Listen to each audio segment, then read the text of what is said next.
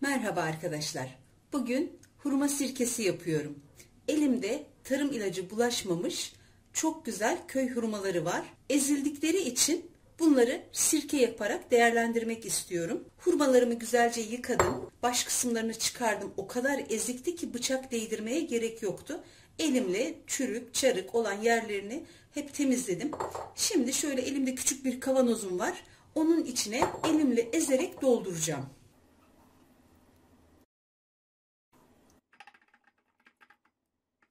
Çok sıkmaya dahi gerek yok. Hemen kendisi dağılıyor. Kavanoz biraz küçük geldi ama elimde bu vardı. Üzerine bir miktar içme suyu ekliyorum. Çok da dolduramıyorum. Çünkü taşma riski yüksek bir sirke. O yüzden birazcık pay bırakıyorum. Üzerine şeker, bal herhangi bir şey eklemiyorum. Çünkü şeker oranı çok yüksek bir meyve. Onun yerine şöyle çay bardağının yarısından daha az elma sirkesi ekliyorum. Üzerine bir peçeteyle kapatıp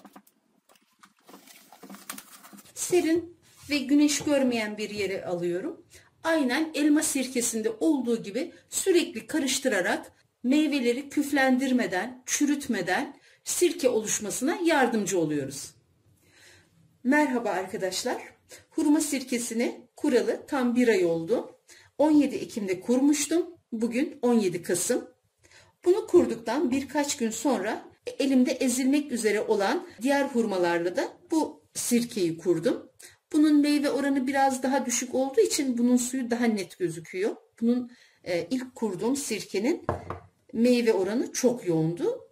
Yani elimde bulunan hurmalar hangisi böyle ezilecek gibi oluyorsa onu seçip böyle peyderpey kurmaya başladım. Bu daha sonra kurmuştum. Bunun henüz bakın köpürme olayı daha devam ediyor. Bu çökmedi. Bu karıştırılmaya daha devam edecek. Bu ikisi uykuya alınacak, yani dinlenecekler. Sirke anası oluşup sirkeler olgunlaşıncaya kadar köşelerinde bekleteceğim. Merhaba arkadaşlar. Artık hurma sirkelerimin süzme zamanı geldi.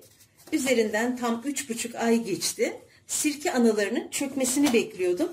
Ama sirke anasının çökmesi için hiçbir ortam yok. Çünkü tamamen meyve yoğunluklu bir sirke oldu. Meyve oranı ne kadar yüksek olursa sirke anası da o kadar güçlü olur. Bunda da hiç su kalmadı. Bu şekilde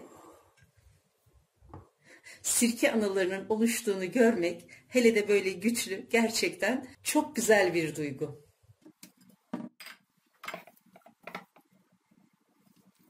Çok süper olmuş.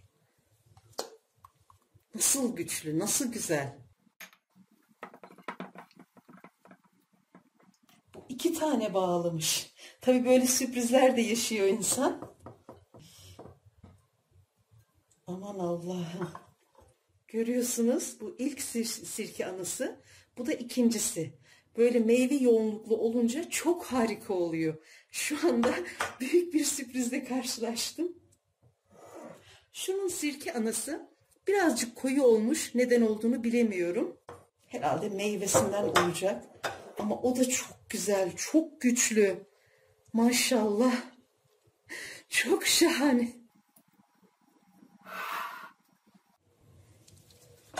Hiç böyle beklemiyordum. Gerçekten süper. İşte en güzel duygu bu. Bir şeyler üretebilmek, bir şeyler yapabilmek. Aslında bunlar da kendi içinde katman şeklinde. Altındaki pırıl pırıl.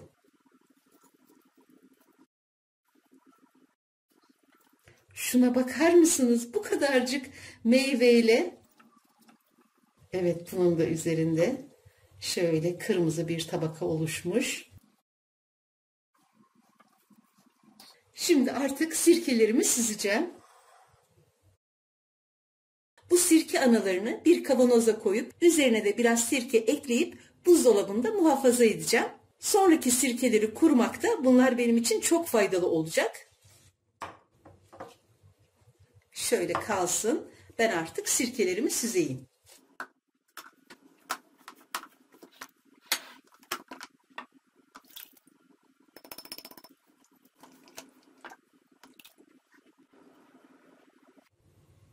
Hepsini koydum. Şimdi böyle yavaş yavaş süzülsün. İçinden küçük sürpriz sirke anaları tekrar çıktı. Daha ince, daha küçük. Onları da kenara aldım. Bu şekilde biraz süzülsün. Ondan sonra sıkacağım. Şöyle biraz sirke kavanozun içine koydum. İyice çalkalıyorum.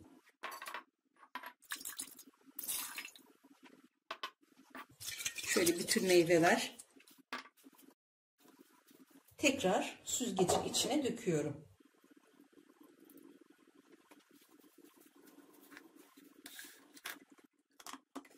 Bu şekilde süzülecek.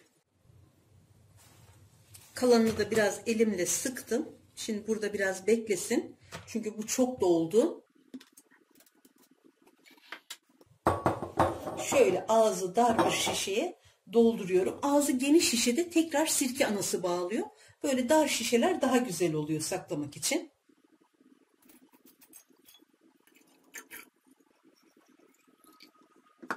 Kapağını kapatıyorum.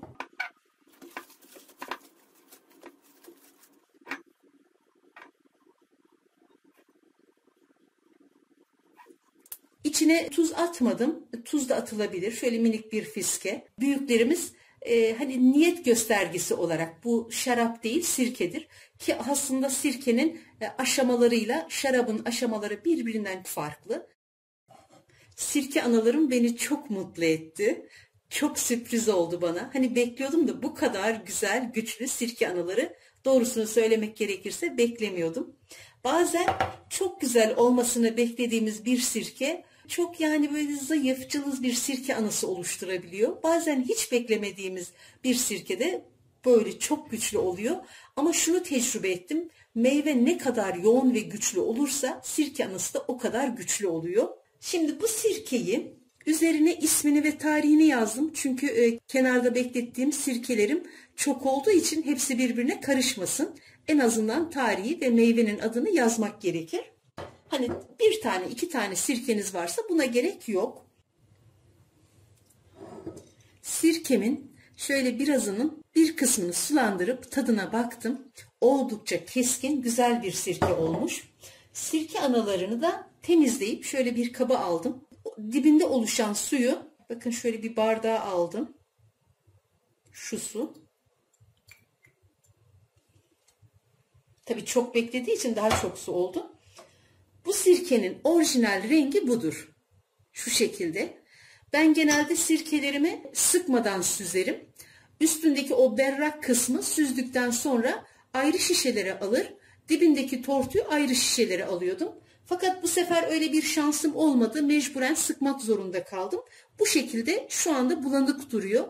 Ortalama 1,5-2 ay sonra tamamen dinlenmiş ve tortusu dibine çökmüş olacak. O zaman tekrar süzeceğim ve rengi de yine bu şekle dönecek. Ama eğer turşularda kullanılacaksa 1 yıl kadar bekletilmesi daha güzel olur. Daha da keskinleşir. Bu bekletme süresi içerisinde içine 1 yemek kaşığı şeker eklenebilir. Sirke daha da güçlü olur. Zayıflamaz. İçindeki bakteriler beslenmiş olur. Bu sirke daha çok içimlik tercih edilen bir sirke. Özellikle zayıflamak isteyenlerin çok tercih ettiği bir sirke çeşidi.